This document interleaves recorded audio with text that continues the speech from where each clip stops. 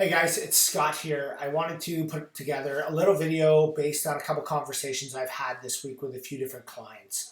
Now, the clients I had this conversation with are investors, and they're the group of people right now that are having the biggest challenge trying to purchase a home, regardless of it being for a flip or a rental property, whatever it may be. It's very challenging because the owner-occupied bidders or homeowners are outbidding those investors hands down all day long, because they're willing to move into that home and work on that home and do the renos as they see fit, or they're actually asking tenants to leave because they are going to occupy that home. So investors are in a very tough spot as far as getting into either their next project or into the market, whatever it may be.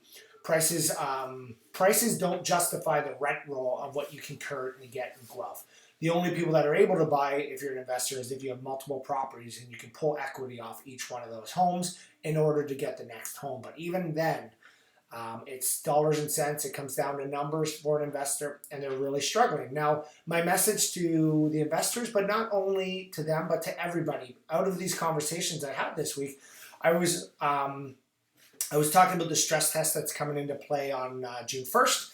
So this is very similar to 2017. Our market was bonkers in 2017, the first half. They brought in a stress test and we had a bit of a dip.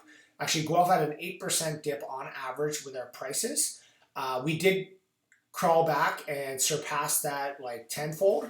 But what you need to do if you're an investor, a first-time home buyer, an upsizer, whatever that may be, is really pay attention to this market coming up after June 1st when this stress test comes into play. What's the market going to do? How's it going to react? It's going to affect people's buying power for sure, but we may see a little bit of a dip in prices.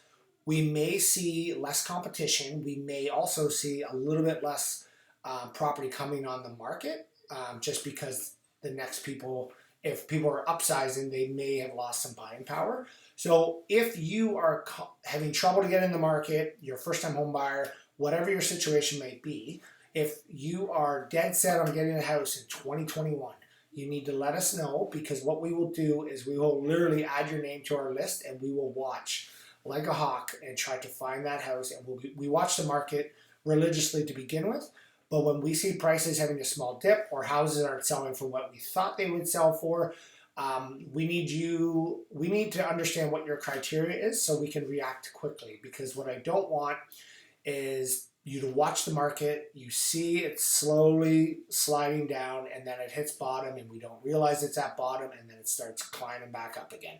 Because that's what happened in 2017. So if you didn't react, and in July, August, and September, you're back at bidding wars again and a higher price tag. So if this is you, let me know. I'm happy to have a conversation.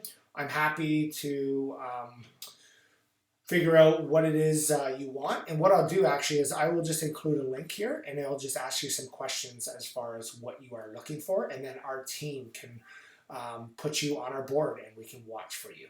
Anyway, have a great Friday. I'm hoping the weather is going to be nicer on Saturday. It's calling for 12, I guess, something around there. So enjoy the sunshine. Get outside. Enjoy it with your little household, and hopefully things warm up next week. Talk to you later.